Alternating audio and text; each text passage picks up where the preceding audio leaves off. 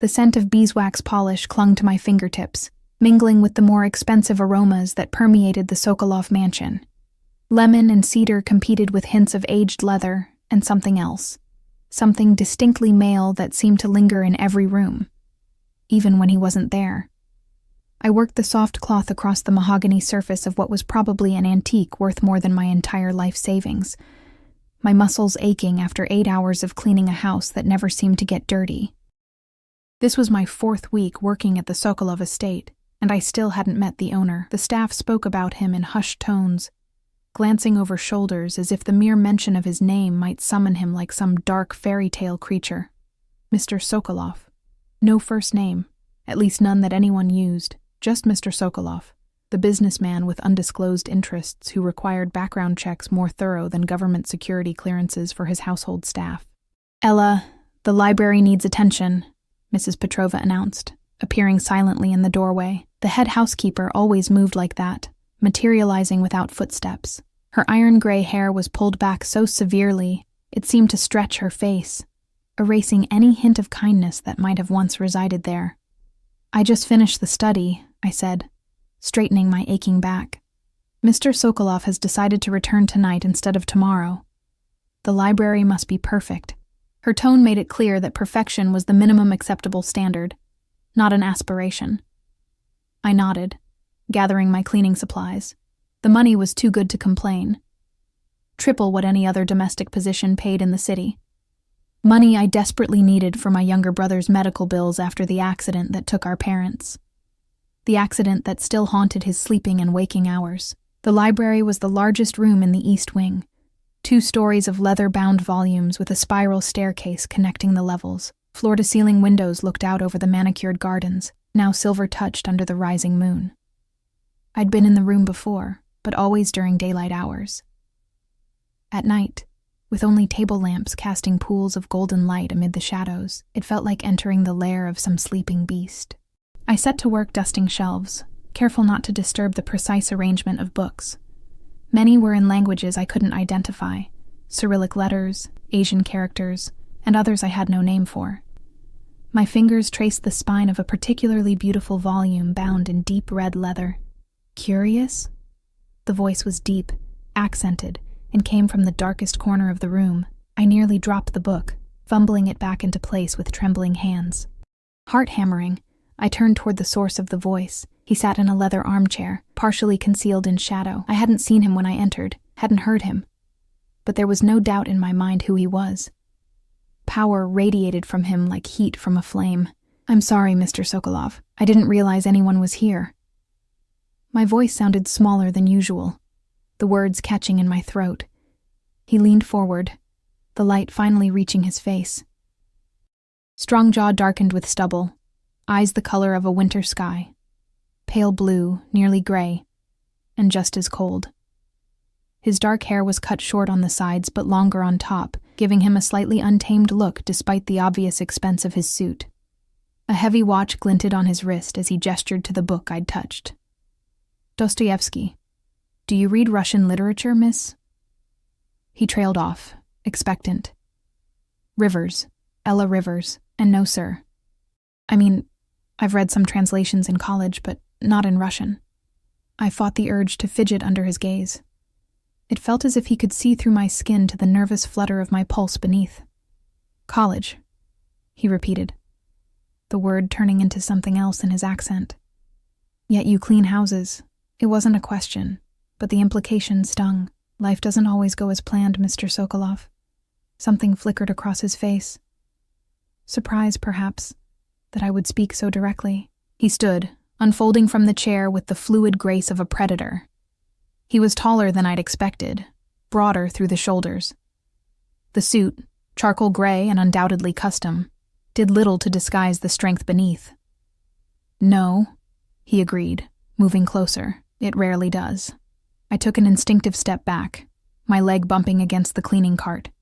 A spray bottle toppled over, clattering loudly in the quiet room. He paused, a slight curve touching his lips. Not quite a smile. "Am I frightening you, Miss Rivers?" "No, sir." The lie was automatic, unconvincing even to my own ears. His almost smile deepened, You should be frightened. He reached past me, his arm brushing mine as he retrieved the fallen bottle. The brief contact sent an electric current through my skin, danger and something else I refused to name. People who aren't afraid in appropriate situations tend not to survive them. He placed the bottle on the cart, then plucked the red book from the shelf, the one I'd been touching. Prestiplania inakazania, he said, the foreign words rolling from his tongue like dark music. What does that mean? Crime and punishment. He held the book out to me. Take it. I hesitated. I couldn't. It looks valuable. Everything has a price, Miss Rivers. The question is whether you're willing to pay it.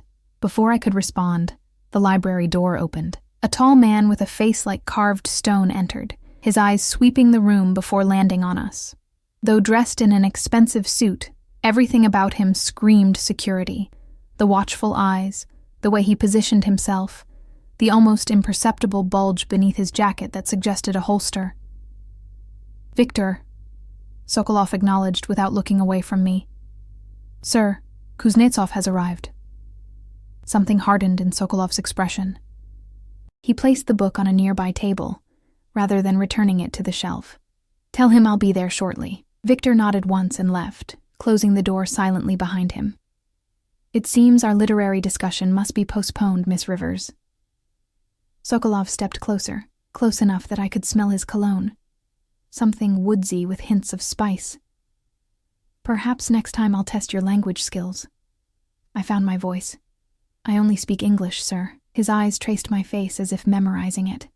Everyone can learn new things, Ella. My name in his mouth sounded different, almost intimate. It's simply a matter of proper motivation. With that, he turned and left, the door closing behind him with a soft click that somehow felt as final as a slammed door would have from anyone else. I released a breath I hadn't realized I was holding, my hands shaking as I steadied myself against the table. Something about the encounter left me feeling as though I'd narrowly avoided a trap, or perhaps had already stepped into one. The red book sat on the table where he'd left it, tempting in its forbidden beauty. I finished my cleaning quickly, trying to shake the feeling of being watched. Just as I was about to leave, my eyes fell once more on the volume. On impulse, I opened it, curious despite myself. A slip of paper fell out, covered in handwritten Cyrillic letters. I picked it up, studying the elegant script without comprehension. It looked important, possibly private. I should return it to the book, pretend I'd never seen it. Instead, I slipped it into my pocket. My apartment felt especially small and shabby after a day at the Sokolov mansion. One bedroom with barely enough space for a twin bed and dresser, a living room that doubled as my brother's bedroom, and a kitchenette with appliances older than me. But it was clean, safe, and, most importantly, ours. Ella? My brother's voice came from the fold-out couch where he slept. At 16, Jamie was all gangly limbs and 2 sharp edges, his body still recovering from the accident that had nearly taken his legs along with our parents. Hey, buddy, I said, setting down my bag. You should be asleep. Couldn't. He pushed himself up, wincing slightly. Bad pain day then. How was work? Fine. I didn't mention meeting Sokolov. Jamie worried enough about me already. How was physical therapy? Same as always. Dr. Chen says I'm making progress. His attempt at enthusiasm fell flat. Did you eat? I had something at work. Another lie. I'd skipped lunch to finish my tasks early, and dinner wasn't provided for staff below a certain level. But the refrigerator was nearly empty, and my next paycheck wasn't for 3 days. You? Yeah. He glanced away too quickly. I sighed, heading to the kitchen. I'll make us some toast. Ella, it's fine. I'm not hungry. Well, I am. I popped bread into the toaster, the familiar routine helping to calm my nerves. The encounter with Sokolov still prickled along my skin, a feeling I couldn't quite shake. As I waited for the toast, I remembered the paper in my pocket. I pulled it out, studying the unfamiliar letters in the harsh kitchen light. What's that? Jamie asked, suddenly beside me. He moved silently now, a ghost of his formerly boisterous self. Nothing. Just something from work. I started to put it away, but he caught my wrist. Is that Russian? I blinked in surprise. How do you know that? He shrugged. We had a kid from Moscow in my class last year. His notes look like that. He took the paper, examining it. Why do you have this? It fell out of a book I was cleaning around. Not exactly a lie, but not the whole truth either. You don't happen to read Russian, do you? Jamie laughed, the sound rusty from disuse. No, but... He paused, glancing at the paper again. My friend Dmitri might be able to help. His parents are from Ukraine. I don't know, Jamie. It might be private. Yet even as I said it, curiosity gnawed at me. So?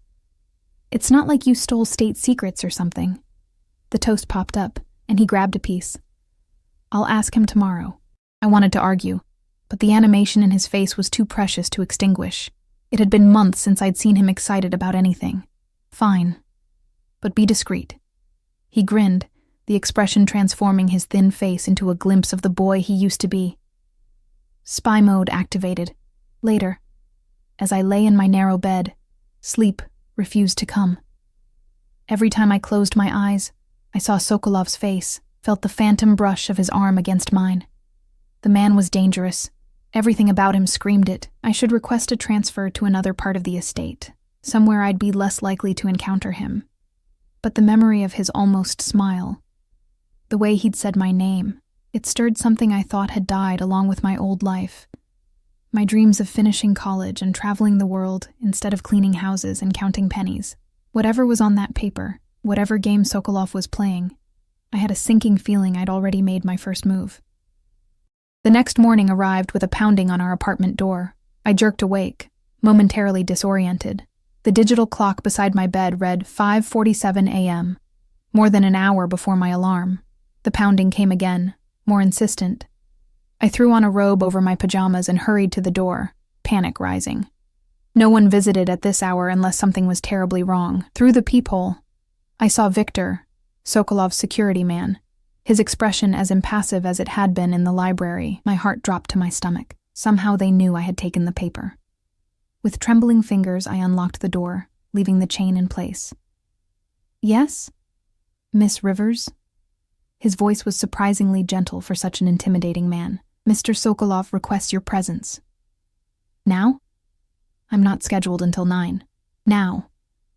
No room for negotiation. I need to get dressed. Victor checked his watch.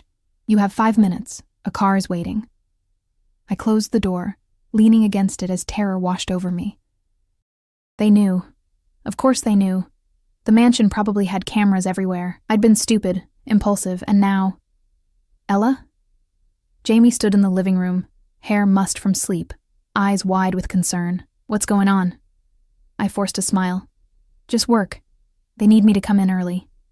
At this hour? Rich people. I shrugged, trying for nonchalance. Go back to sleep. I left some cash on the counter for lunch. I'll text you when I know what time I'll be home. He frowned but nodded, too accustomed to our precarious circumstances to question changes in my work schedule. I dressed quickly, choosing simple black pants and a white blouse, as close to my work uniform as my personal wardrobe allowed. The paper still sat on my nightstand. I hesitated, then tucked it into my pocket again. Better to return it directly than have them find it in the apartment. Victor said nothing as I emerged, just led me to a sleek black SUV idling at the curb. The windows were tinted so dark they looked opaque. He opened the rear door for me, revealing a leather interior and, to my shock, Sokolov himself, sitting calmly as if being out before dawn was perfectly normal. Miss Rivers. He wore a different suit today, navy blue that made his eyes appear even more startlingly pale. Please, join me. It wasn't an invitation, but a command. I slid into the seat, keeping as much distance between us as the space allowed. Victor closed the door and moved to the driver's seat, the partition between front and back already raised to give us privacy. Privacy I suddenly wanted no part of. I apologize for the early hour, Sokolov said, as the car pulled away from the curb. But we have a situation that requires immediate attention. My fingers curled around the paper in my pocket. Sir, did you know? He interrupted smoothly. That your brother has missed his last 2 physical therapy appointments? The question hit me like a physical blow. What? Jamie Rivers, age 16. Suffered multiple fractures to both legs in the car accident that killed your parents 14 months ago. Sokolov recited the facts as casually as if reading a weather report. He's been seeing Dr. Chen at Metropolitan Rehabilitation Center every Tuesday and Thursday, except for the past week. Ice trickled down my spine. How do you know that? I make it a point to know everything about the people who work in my home. His gaze was steady, unreadable. Including the fact that your health insurance barely covers half of his treatments, and that you've taken out 3 personal loans in the past year to make up the difference. The car slid through early morning traffic, the city still gray in pre-dawn light. I stared out the window, mind racing. Jamie had told me he went to therapy. Had he lied? Or was Sokolov bluffing, testing me for some reason? Your silence is interesting, Sokolov remarked. Perhaps you weren't aware. What do you want? I asked, my voice barely above a whisper. He studied me for a moment, head tilted slightly, direct. I appreciate that. He reached into his jacket and withdrew a folded document, offering it to me. Your brother's medical records for the past month. I didn't take it. That's private information. You have no rights, he interrupted, the word twisted with amusement. Are constructs that exist only when enforced. Who will enforce your brother's privacy rights against me, Ella? The casual use of my first name again. Intimate and presumptuous. I swallowed hard, forcing myself to meet his gaze. Why are you doing this? Because you interest me. He placed the document on the seat between us. And because you took something that belongs to me. My heart stuttered. Here it was. The paper from Dostoevsky's novel, he continued. I'd like it back. Slowly, I withdrew it from my pocket and held it out to him, careful not to let our fingers touch. I was going to return it. It fell out when I picked up the book. And yet, you kept it overnight. He took the paper, his fingers brushing mine despite my caution. The brief contact sent an unwelcome warmth through my hand. Were you trying to translate it, perhaps? I remained silent, unwilling to implicate Jamie or his friend. Sokolov's lips curved in that same not-quite smile from the library. Let me save you the effort. It's a poem. Pushkin. I loved you once. Perhaps that love has not completely vanished. He folded the paper carefully, tucking it into his breast pocket. It continues in that vein, quite beautiful in the original Russian. Relief washed through me. Not state secrets, not criminal evidence, just poetry. You seem disappointed, he observed. No, I expected something more sinister. The amusement in his voice made me flush. Not everything in my life revolves around criminality, Miss Rivers, despite what the gossip among my staff might suggest. The car slowed, and I realized we weren't heading toward the Sokolov estate, but into the downtown business district. Where are we going? Metropolitan Rehabilitation Center. He nodded toward the medical records. Your brother needs his treatment, regardless of his apparent reluctance. I've arranged for a specialist to see him this morning. I stared at him, confusion overwhelming fear. Why would you do that? Consider it an advance on services I'll require. A chill ran through me. What services? The car stopped in front of a modern glass building. Sokolov ignored my question, nodding to Victor, who opened my door from outside. The appointment is at 7. Dr. Petrov is expecting you. I suggest you call your brother and have him meet you here. I don't understand. You will. He handed me a business card with only a phone number embossed in silver. When you've finished, call this number. My driver will collect you. Before I could protest further, I found myself standing on the sidewalk, clutching medical records I shouldn't have access to, watching the black SUV merge back into traffic. Dr. Mnan. Petrov was a stern-faced woman with steel-gray hair and hands so gentle they belied her severe appearance. She examined Jamie's legs with methodical precision, asking questions in accented English that suggested Russian was her native tongue. Jamie had been surprised by my call but agreed to meet me, his initial confusion giving way to wariness when I mentioned a specialist. Now he sat on the examination table, glancing between the doctor and me with growing unease. You've been compensating for the pain in your right leg by putting excessive pressure on the left, Dr. Petrov said, making notes on her tablet. This is causing the new pain you've been experiencing. Jamie shot me an accusing look. I'd said nothing about his missed appointments, not wanting to confront him in front of a stranger. Especially not a stranger connected to Sokolov. The hardware in the right femur is sound, but we need to adjust your physical therapy regimen. She looked up at him over rimless glasses. And you need to actually attend the sessions, young man. His cheeks flushed. The metro changed their schedule. I couldn't make it on time, so I just... Excuses help no one, least of all yourself. She turned to me. He needs aquatic therapy 3 times weekly and a new prescription for pain management. I've already arranged it. The front desk has the details. Before I could ask about cost, surely astronomical, she was gone, her white coat disappearing through the door like a retreating glacier. Jamie waited until her footsteps faded. Ella, what the hell is going on? Who is that doctor? How could we even afford? My employer arranged it. I sat beside him on the examination table, the events of the morning catching up with me. It's complicated. Your cleaning job boss paid for a specialist? Why? His eyes narrowed. Is he a creep? Is he pressuring you to... No, I interrupted, then moderated my tone. No, it's not like that. He just found out you missed some appointments and offered to help. Found out? Jamie's voice rose. How did he find out about my medical stuff? That's private. I had no good answer. The truth was too disturbing to share. That Sokolov apparently had access to information that should have been protected. That he'd been investigating us. That he seemed to expect something in return for his help. He's just being generous, I said instead, the lie sour on my tongue. And we need the help, Jamie. You know we do. His shoulders slumped. I didn't tell you about missing therapy because I know how much it costs. I thought if I skipped a few sessions we could save enough for the back rent. My heart clenched. That's not your responsibility. I'm the one who's supposed to take care of us. We're supposed to take care of each other. He slid off the table, testing his weight carefully. But I don't like this, Ella. Nobody gives something for nothing. The words echoed my own fears too closely. Let's just get the paperwork and prescriptions, okay? We can figure the rest out later. At the front desk, I braced myself for the inevitable discussion of payment, mentally calculating which credit card had any room left. Instead, the receptionist smiled brightly and handed me a folder. Everything's been taken care of, Miss Rivers. Dr. Petrov has scheduled Jamie for aquatic therapy Monday, Wednesday, and Friday at 4 p.m. Transportation has been arranged as well.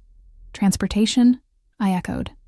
Yes, a car service will pick Jamie up from school and return him home after therapy. She passed me another card, similar to the one Sokolov had given me. The contact number, if you need to make any changes. Outside, Jamie examined his new prescription with bewilderment. This is the good stuff. The stuff insurance never covers. I nodded, equally confused by the whirlwind of events. Whatever Sokolov wanted in return for this generosity, it couldn't be good.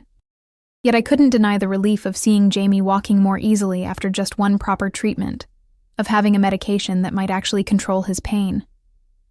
I should get to school, Jamie said, checking his phone for the time. You coming home? No, I have to go to work. I hesitated, then added, Jamie, I need you to promise me something. What? Be careful around anyone connected to Mr. Sokolov.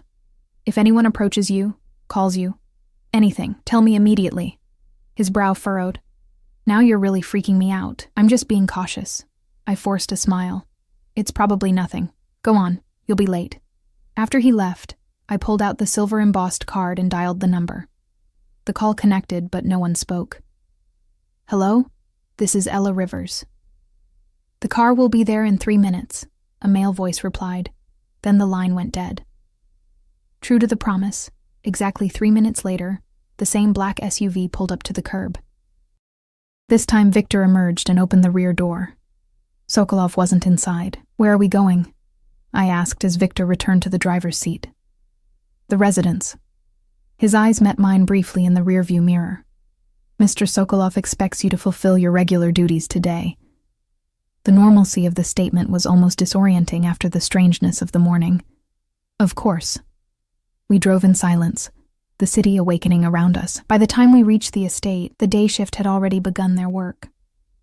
Mrs. Petrova met me at the staff entrance with a disapproving frown. "You're late, Ella." "Mr. Sokolov requested her presence elsewhere this morning," Victor interjected before I could respond. "She's here now at his instruction." Mrs. Petrova's expression remained stern, but she nodded stiffly. "Very well. East Wing today. The master suite requires attention." My stomach tightened. In 4 weeks, I'd never been assigned to clean Sokolov's personal quarters. "Yes, ma'am." The master suite occupied the entire northeastern corner of the mansion's second floor. I'd passed the heavy double doors before, but never entered. Now, keying in the staff code Mrs. Petrova had given me, I felt like I was crossing a threshold in more ways than one. The outer room was a sitting area larger than my entire apartment, furnished with sleek, modern pieces that contrasted with the mansion's more traditional decor. Floor-to-ceiling windows offered views of the estate's grounds, the city skyline visible in the distance. I moved through the space cautiously, noting the lack of personal items. No photographs, no mementos. Nothing to suggest the man who lived here had a past or connections beyond these walls. The only hint of personality was a chess set on a side table, an unfinished game in progress. I resisted the urge to examine it more closely. The bedroom beyond was dominated by an enormous bed with charcoal gray linens. Unlike the sitting area, this room had been lived in. The bed was unmade. A book lay open on the nightstand, a glass with a finger of amber liquid beside it. The connected bathroom was similarly used, with damp towels and the lingering steam of a recent shower. I set to work, grateful for the familiar routine of cleaning. Whatever game Sokolov was playing, whatever he wanted from me, I could postpone facing it while I changed sheets and scrubbed tiles. In the bathroom, I found a small leather-bound notebook beside the sink. It lay open, displaying more of that elegant Cyrillic handwriting I'd seen on the poem. Resisting the urge to touch it, I cleaned around it carefully. "Curious again, Miss Rivers?" I startled violently, nearly knocking over a bottle of cologne. Sokolov stood in the doorway, jacket removed, and shirt sleeves rolled up to reveal muscled forearms. He must move like a ghost to have approached without my hearing. "I was just cleaning around your things, sir."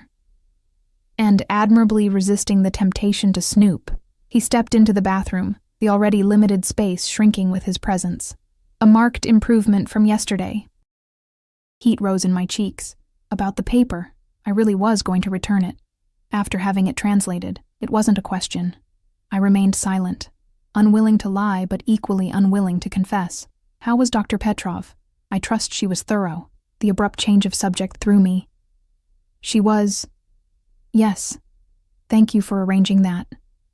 And your brother? Will he be more diligent about his appointments now? I think so.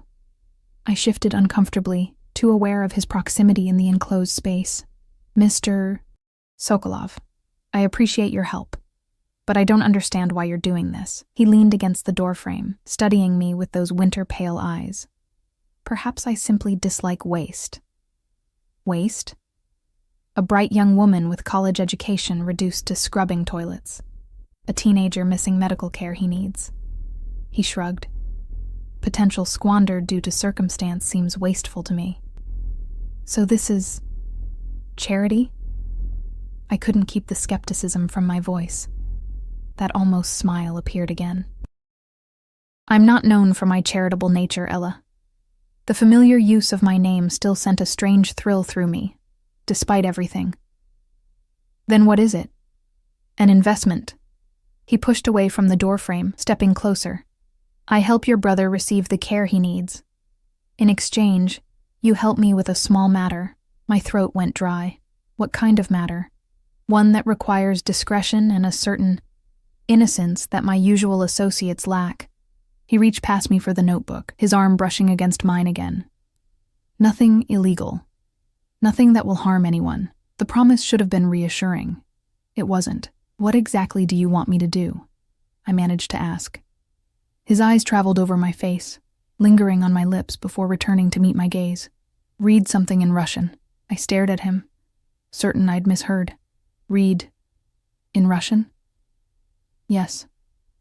He stepped back, giving me space to breathe again. "A simple task. Wouldn't you agree?" But I don't speak Russian, which is precisely why I need you. He closed the notebook and slipped it into his pocket. Follow me. Still confused, I followed him into the bedroom, where he gestured for me to sit in an armchair by the window. I perched on the edge, hands clasped in my lap, while he retrieved a laptop from a desk across the room. You see, Ella, he began, opening the computer. In my line of work, trust is a rare commodity. Rarer still is the ability to verify that trust hasn't been misplaced. Your line of work, I repeated carefully, which is... That almost smile again. Let's call it import-export. International trade. Nothing that would interest you. Everything about his tone suggested otherwise. The point is, he continued, I have associates who claim to be delivering certain messages on my behalf. Messages written in Russian, to recipients who speak Russian. I need to confirm the messages being delivered are, in fact, the ones I've approved. Couldn't you just ask someone who speaks Russian to check? Anyone who speaks Russian in my organization would have potentially conflicting loyalties. He turned the laptop toward me. On the screen was a document filled with Cyrillic text.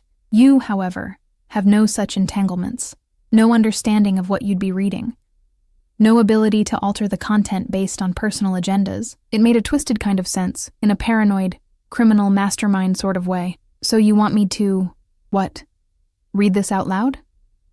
Precisely. He pulled a small digital recorder from a drawer. I'll record you reading it. My associate will play the recording to the intended recipient, proving the message came from me, without any unauthorized modifications. Why would they believe it's from you if it's my voice? Because you'll be introduced as my... He paused, considering. Personal assistant. A role I'm prepared to make official, with compensation significantly better than your current position. My head spun. You want to promote me from maid to personal assistant just to read something in a language I don't understand? The reading is merely the first task. I have many matters that require a trustworthy assistant. His eyes held mine. Someone intelligent enough to follow instructions precisely, discreet enough to maintain confidentiality, and, forgive my bluntness, someone whose well-being provides additional insurance against betrayal. The implied threat toward Jamie didn't need to be stated explicitly. My brother's new medical care, the transportation, all of it could disappear as quickly as it had been provided. This doesn't sound legal, I said quietly. I assure you, reading a document aloud breaks no laws. He set the recorder on the table between us. The rest of your duties would be entirely legitimate. Managing my calendar, arranging travel, coordinating with household staff, and if I refuse? His expression hardened almost imperceptibly. Then you return to your regular duties, and your brother returns to his regular care schedule. No harm done. Except Jamie's regular care schedule hadn't been working. Dr. Petrov had made that clear. Without the new treatment plan, his recovery would stall, possibly reverse, and our financial situation would remain just as precarious. What would this pay? The question felt surreal even as I asked it. Triple your current salary, health insurance that would actually cover your brother's needs, a car at your disposal. He leaned back, watching my reaction. And an apartment in the East Wing staff quarters, should you wish to live on the estate. Your brother would be welcome as well. It was too much, too generous, which only made me more suspicious. And all I have to do is read some Russian documents occasionally to start. His gaze was steady. I won't pretend the role won't become more complex over time. But I'm not asking you to do anything illegal or immoral, Ella. Just to be loyal and discreet. A voice in my head screamed that this was dangerous, that I should refuse and walk away. But another, more insistent voice reminded me of Jamie's medical bills, of our precarious housing situation, of the exhaustion of living always on the edge of disaster. I'd need time to think about it, of course. He nodded, as if he'd expected nothing less. In the meantime, would you be willing to complete this first reading? Consider it a trial run. I looked at the screen, the unfamiliar letters swimming before my eyes. One reading. What harm could it do? All right. He pressed a button on the recorder, the small red light indicating it was active. Whenever you're ready. I leaned forward, squinting at the text. I don't know how to pronounce any of this. Just sound it out as best you can. The recipient will understand the meaning, even with imperfect pronunciation. Taking a deep breath, I began to stumble through the text, mangling the unfamiliar sounds and pausing frequently. Sokolov occasionally corrected my pronunciation of a particular word, his voice patient. The document was several paragraphs long, taking nearly 10 minutes to read with all my hesitations. When I finally finished, Sokolov stopped the recorder and replayed the beginning. My voice sounded strange, the foreign words awkward on my tongue. "Perfect," he said, stopping the playback. "Exactly what I needed. What did I just read? A business proposal. Quite boring, actually." He closed the laptop. "Thank you, Ella. You've been very helpful." The dismissal was clear. I stood, my duties as a maid apparently resumed for the moment. "Should I finish cleaning the suite? That won't be necessary. I'd like you to take the rest of the day to consider my offer." He rose as well, towering over me. "A car will take you home. Be prepared to give me your answer tomorrow morning." "And if my answer is no, then nothing changes."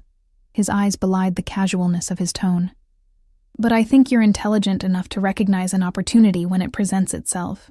As if on cue, there was a knock at the outer door. Sokolov called out something in Russian, and Victor appeared in the bedroom doorway. "Sir, Kuznetsov is calling again."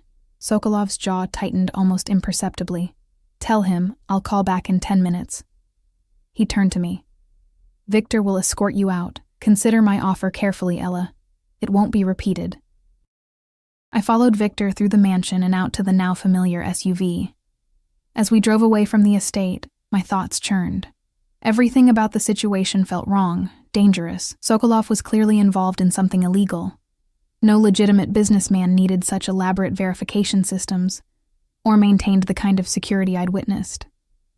Yet the offer was too good to refuse, especially with Jamie's health at stake, and I had to admit, some small part of me was intrigued by Sokolov himself, by the glimpses of unexpected intelligence, and even kindness beneath the dangerous exterior. "He's not what you think," Victor said suddenly, breaking the silence. I started, surprised by the unsolicited comment from the usually taciturn man. "What do you mean?" His eyes met mine briefly in the rearview mirror.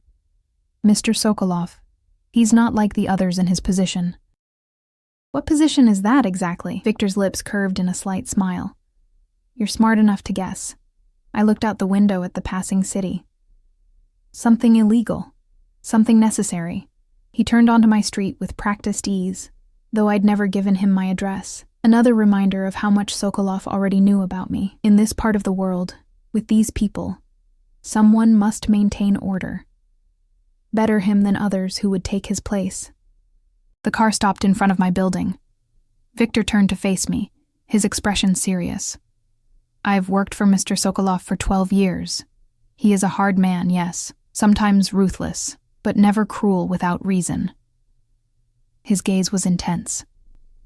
"If he's offering you this position, he sees something in you worth investing in. That's rare."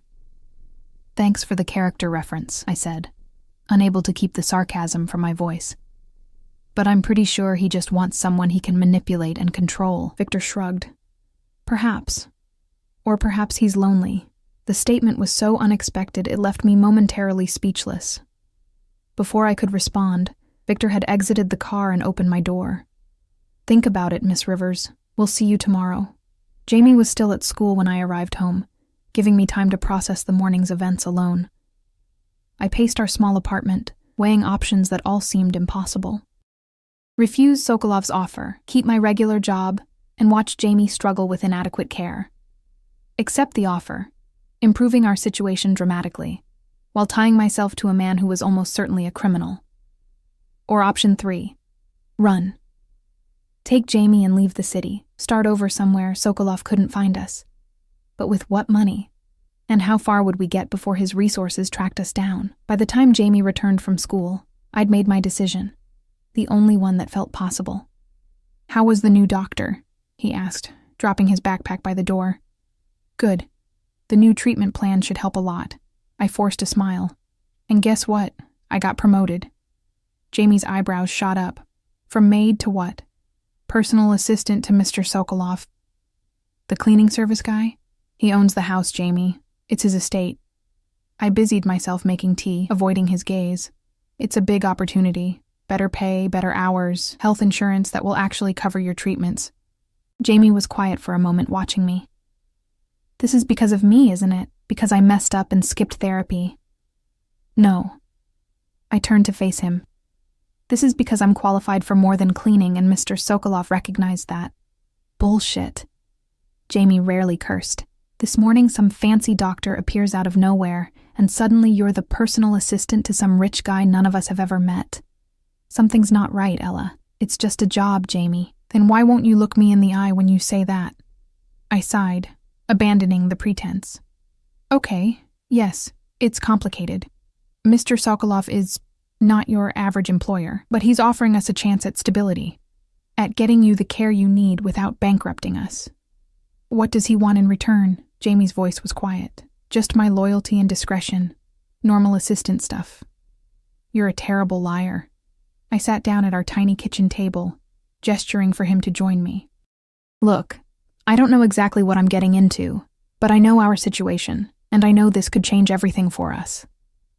Jamie sat across from me, his young face too serious, too worn for his age. I don't want you doing something dangerous because of me. It's not dangerous, it's just unconventional. He's a criminal, isn't he? When I didn't answer, Jamie shook his head. Great. My sister's going to work for the mob. It's not like that, I insisted, though I had no evidence to support my claim. And anyway, it's just a job. I'm not joining his organization or whatever. I'm just going to manage his calendar and read some documents. Read documents? In what language? I hesitated. Russian. Jamie stared at me. You don't speak Russian. That's kind of the point. I rubbed my temples, a headache forming. It's complicated, Jamie, but I've thought it through, and this is the right decision for us right now. What if I say no? What if I refuse to accept his help? Then I'd respect that, I said, though the thought sent panic through me. But I'm asking you to trust me on this. I won't let anything bad happen to either of us. He studied me for a long moment, then nodded slowly. I don't like it, but I trust you. I reached across the table to squeeze his hand, hoping his trust wasn't misplaced. The next morning, Victor arrived precisely at 8 a.m. This time, the SUV contained not Sokolov, but a slim woman with a tablet. Miss Rivers, she greeted me with a clipped British accent. I'm Natalia, Mr. Sokolov's chief of staff. I understand you'll be joining our team, so he'd assumed my answer would be yes. Irritation flared, but I suppressed it. That's right. Excellent. We have several matters to attend to before you begin your official duties. She consulted her tablet. First, a suitable wardrobe, then apartment viewings, unless you'd prefer to live off-site. The whirlwind began. By noon, I'd been measured for custom suits and dresses at a boutique that didn't display price tags, toured 3 potential apartments in upscale buildings near the Sokolov estate, and signed more paperwork than I'd seen in my life. Natalia handled everything with brisk efficiency, barely consulting me except where my signature was required. Mr. Sokolov prefers his personal staff to maintain certain appearances, she explained as we exited the 3rd apartment building. The clothing allowance is quite generous, as you've seen. You'll be expected to dress appropriately for all occasions. When do I actually start working? I asked, struggling to keep up with her rapid pace. Tomorrow. Mr. Sokolov has a full schedule, and you'll need to familiarize yourself with his routines. She checked her watch. Now, we have an appointment at Gerard's for appropriate accessories. Gerard's? The jewelry store? Mr. Sokolov expects his staff to project a certain image. You'll need suitable pieces for various events. She eyed my simple silver studs with barely concealed disdain. Your current jewelry is inadequate. By the time Victor drove me home that evening, my head was spinning with information, instructions, and the sheer excess of everything I'd experienced. Natalia had efficiently transformed me from maid to executive assistant in the space of hours, at least on paper. Whether I could actually perform the role remained to be seen. Jamie was waiting anxiously, pacing our small living room. He froze when I entered, eyes widening at the garment bags and boxes Victor carried in behind me. What is all this? Apparently, I need a new wardrobe. I collapsed onto the couch, exhausted. And we're moving. Moving where? We have options. I closed my eyes briefly. 3 different apartments, all ridiculously nice, or we could live at the estate, in the staff quarters. Jamie sat beside me, concern etched on his face. This is happening really fast, Ella. I know. I opened my eyes, forcing a smile. But it's good, right? Better apartment, better care for you. I start tomorrow. Doing what, exactly? I hesitated. Managing his schedule, coordinating meetings, handling correspondence, and reading things in Russian? Maybe sometimes. I straightened, trying to project confidence. Look, I know it's strange and sudden, but this could be really good for us, Jamie. A fresh start. He didn't look convinced, but nodded anyway. If you say so. As Victor left with a promise to collect me at 7 a.m. the next morning, I wondered if I was making the biggest mistake of my life. Or possibly the best decision I'd ever made. Either way, there was no turning back now. The next morning, I awoke before my alarm, anxiety and anticipation mingling in my stomach. I selected one of the new outfits Natalia had approved, a charcoal pencil skirt and ivory blouse that probably cost more than a month's rent at our apartment. The fabric felt luxurious against my skin, the tailoring perfect despite the rushed alterations. Victor arrived precisely on time, his expression as impassive as ever. Mr. Sokolov is expecting you for breakfast, he informed me as we drove toward the estate. He'll brief you on today's schedule. Breakfast. With Sokolov. My nerves intensified. The mansion looked different in the clear morning light, less intimidating but more imposing in its grandeur. Instead of the staff entrance I'd always used, Victor led me through the main doors into a soaring foyer with marble floors and a crystal chandelier. A far cry from the service corridors I'd navigated as a maid. Sokolov waited in a sun-filled breakfast room overlooking the gardens. He stood as I entered, his eyes traveling over my new attire with obvious approval. Ella, you look appropriate. From anyone else, it might have been an insult. From him, it seemed high praise. Thank you, sir. I remained standing, uncertain of protocol in my new role. Please sit. He gestured to the place setting across from his. And in private, Mikhail is acceptable. Mikhail. It felt strangely intimate to use his first name. Yes, sir. Mikhail. I sat, smoothing my skirt nervously. A server appeared silently, pouring coffee and placing a selection of pastries between us. Sokolov. Mikhail. Waited until we were alone before speaking again. I assume Natalia explained the basics of your position yesterday? Some of it, I admitted, though it was a rather overwhelming day. His lips quirked in that almost smile. She can be efficient. To clarify, you'll manage my personal calendar, handle correspondence that doesn't require my direct attention, and accompany me to certain meetings and events. And read documents in Russian, I added, when necessary. He sipped his coffee. You'll also serve as a buffer between me and those seeking access. Many people want things from me, Ella. Part of your job is to ensure only the important ones reach me. How do I determine what's important? You'll learn. He selected a pastry, breaking it open with long fingers. Your first priority today is familiarizing yourself with my schedule and current projects.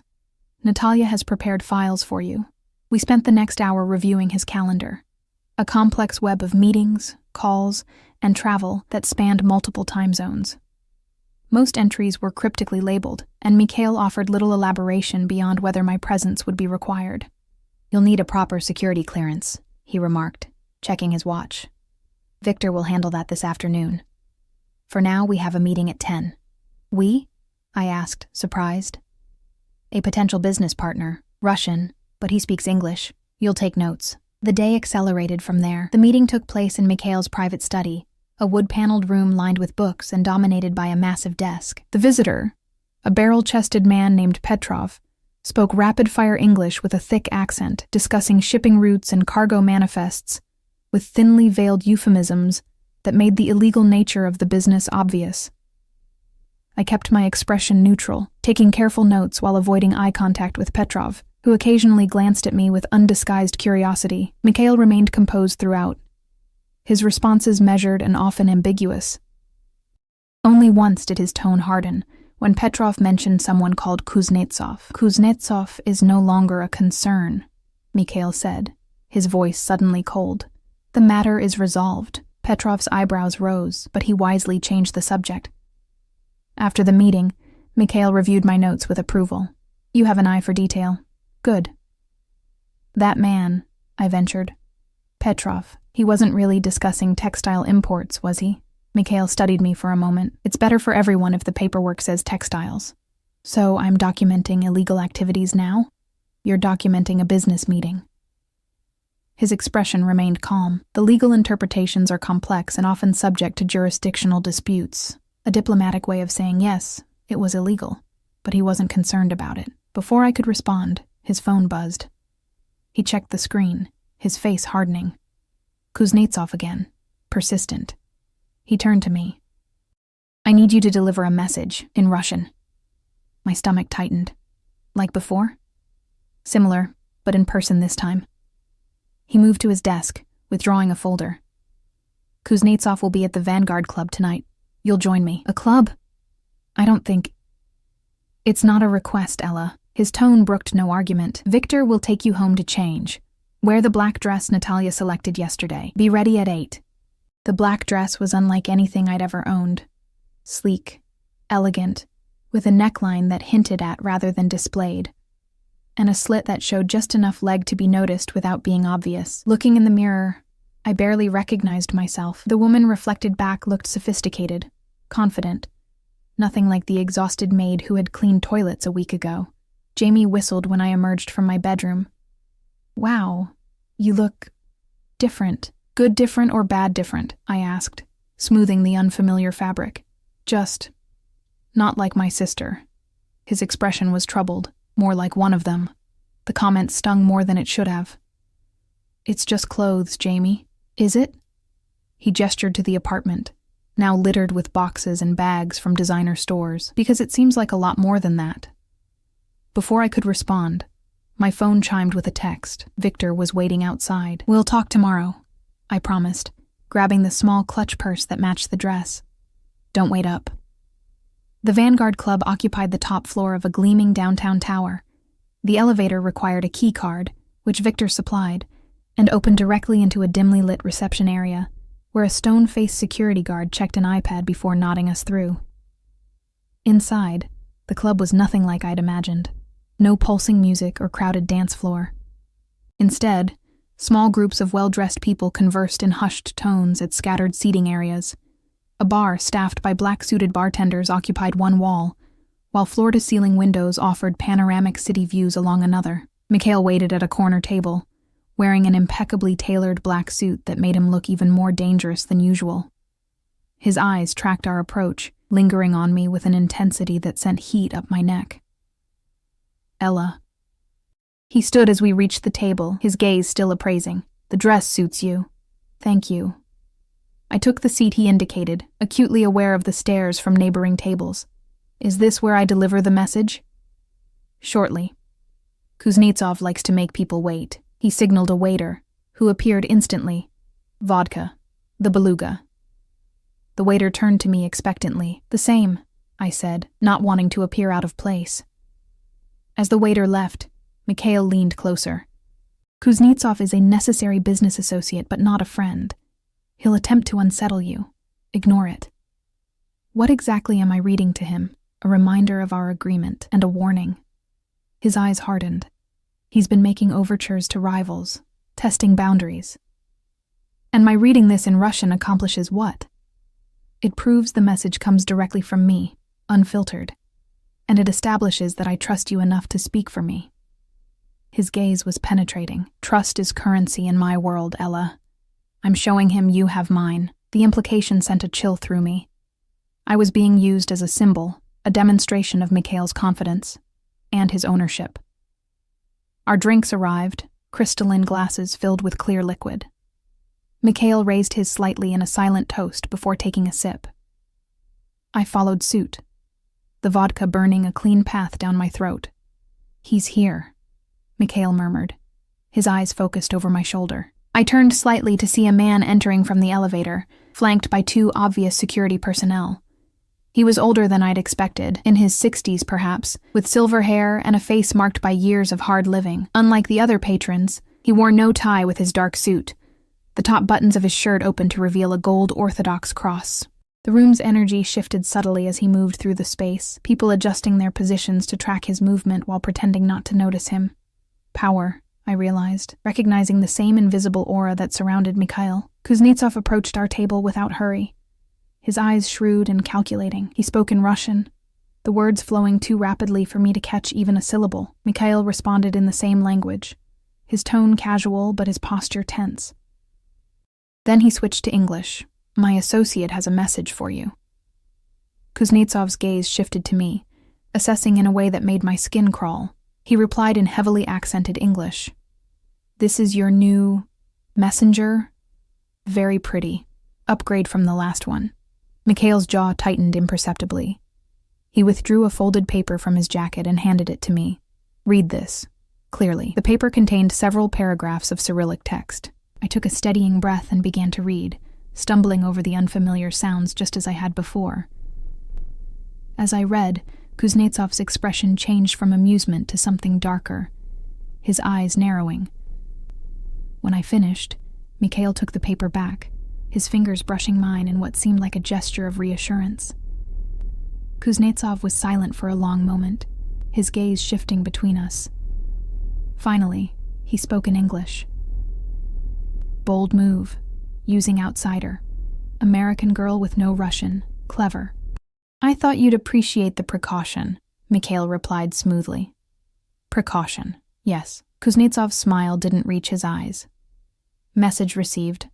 We talk details tomorrow. With that, he nodded curtly and left, his security detail falling in behind him.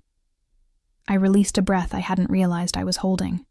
What did I just read to him? Mikhail pocketed the paper. Terms for our continued cooperation, and consequences if those terms are breached.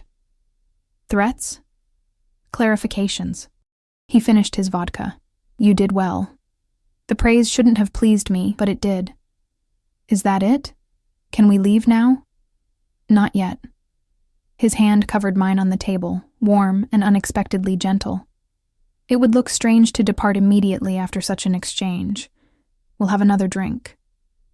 His touch lingered longer than necessary, sending a current of awareness through me that had nothing to do with fear.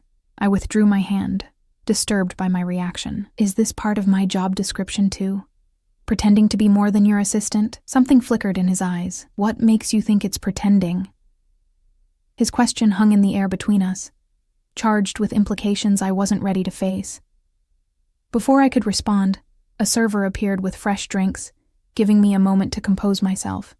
I work for you, I said finally, keeping my voice low. That's the arrangement. Mikhail's expression remained unreadable, but something in his eyes softened. Yes, that's the arrangement.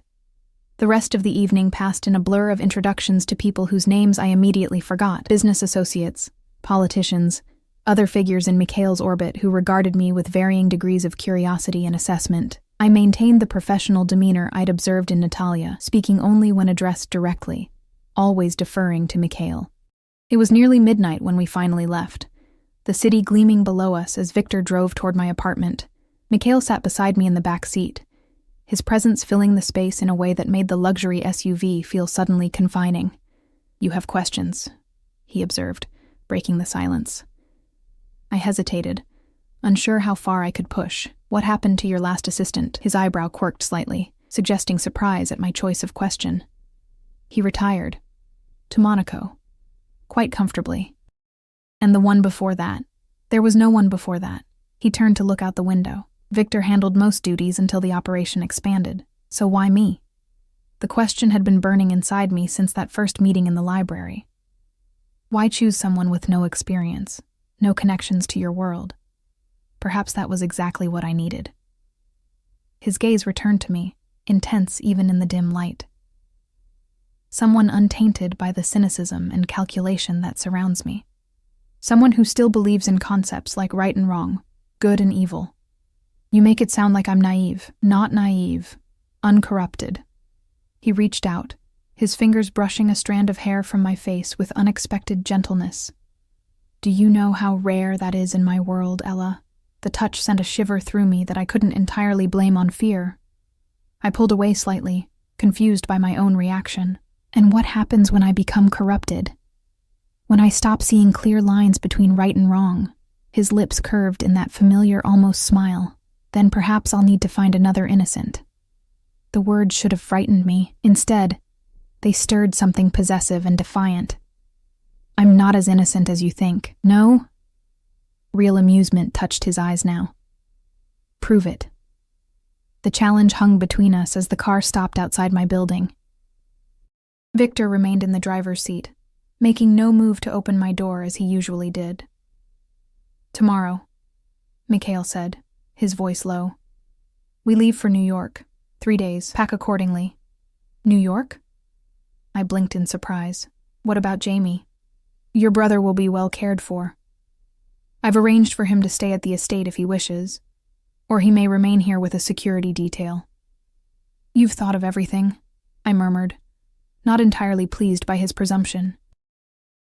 It's my job to think of everything. He leaned closer, his breath warm against my ear. Just as it's yours to anticipate my needs. The words sent a flush of heat through me that had nothing to do with anger. I fumbled for the door handle, suddenly desperate for air. Good night, Mr. Sokolov. His soft laugh followed me as I hurried toward my building. Sleep well, Ella. The next 3 months passed in a whirlwind of private jets, luxury hotels, and meetings in places I'd only seen in movies. New York, London, Dubai, Tokyo. Each destination more extravagant than the last. Each business associate more intimidating. I delivered messages in Russian, took notes in meetings where the real meaning lurked beneath euphemisms and coded language, and gradually began to understand the scope of Mikhail's empire. Import, export, was only the legitimate facade. Behind it lay a complex network of businesses, some legal, many operating in gray areas, and some, though Mikhail never explicitly confirmed this, clearly criminal. Yet he maintained a strict code that surprised me. No drugs, no human trafficking, no harming innocents. There's enough money to be made without descending to that level of depravity, he told me once, when I dared to question a particular arrangement that seemed questionable. I have standards, Ella, lines I won't cross. Jamie adapted to our new circumstances with the resilience of youth. He chose to remain in our apartment rather than move to the estate, but accepted the security detail.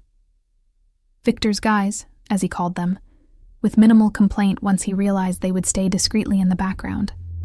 His health improved dramatically under Dr. Petrov's care, his spirit brightening as pain became manageable for the first time since the accident.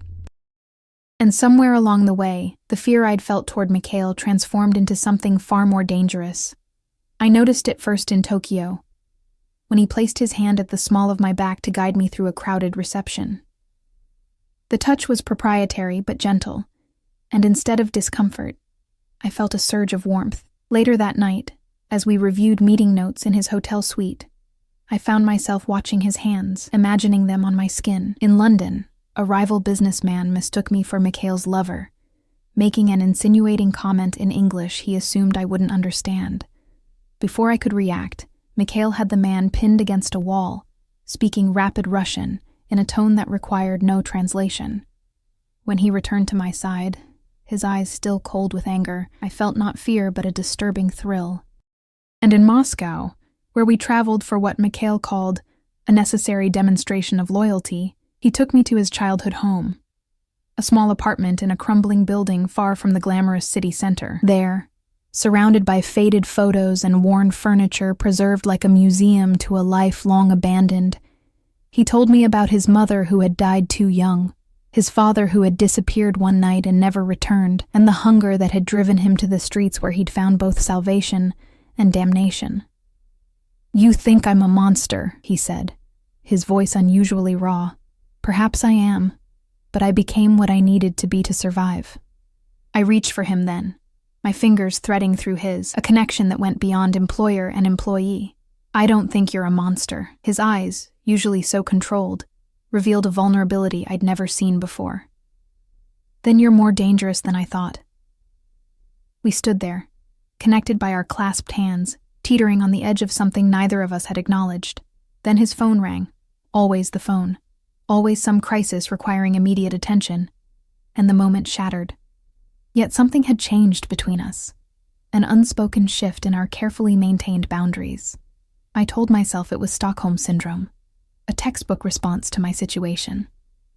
But in quiet moments of honesty, I knew it was more than that. I was falling for the man who had essentially bought my loyalty, who had entangled me in a web of obligations and secrets from which I could never fully escape. The realization should have horrified me. Instead, it felt like finally acknowledging a truth I'd been denying for weeks. You haven't asked me what was in the message you read to Kuznetsov, Mikhail said one evening as we sat in his study, reviewing documents for an upcoming meeting. 3 months had passed since that night at the Vanguard Club, and my Russian had improved enough that I could recognize some basic words, though still not enough to understand complex communications. I looked up from my tablet, surprised by the sudden reference to an event we hadn't discussed since it happened. Would you have told me if I'd asked? Perhaps. He set aside the contract he'd been reviewing. Kuznetsov was testing boundaries, approaching a rival organization about a potential alliance against me. The message you delivered was an ultimatum. Return to our agreed arrangement or face elimination. The casual way he mentioned elimination sent a chill through me, a stark reminder of the world I now inhabited. Did he comply? I asked, although the fact that Kuznetsov still regularly appeared in Mikhail's calendar suggested the answer. He did. Mikhail's expression darkened slightly, though not without attempting one last play for leverage. What kind of leverage? His eyes met mine, intense and suddenly dangerous. He had you investigated. Your background, your brother, your parents' accident. He thought to use you against me. My pulse quickened. Use me how? By taking you. The words were spoken softly, but with an undercurrent of fury that made them more frightening than if he'd shouted. He assumed you were important to me personally, not just professionally. A vulnerability he could exploit. Am I? The question escaped before I could consider its wisdom. A vulnerability? Mikhail was silent for a long moment, his expression unreadable. Then he stood, moving toward the window that overlooked the garden now draped in early evening shadows. Yes, he said finally. You are. The admission hung in the air between us, heavy with implications. I rose from my chair, drawn toward him by something stronger than caution. What happened to Kuznetsov? I asked, though I suspected I already knew. He's no longer a concern. Mikhail turned to face me, his eyes darker than usual. No one will threaten what's mine. The possessiveness in his voice should have offended me. Instead, it sent a rush of heat through my body. I took another step closer, close enough to feel the warmth radiating from him. Is that what I am? Yours? His hand came up to cup my face, thumb brushing gently across my cheekbone. What do you think, Ella? I hesitated, then abandoned caution.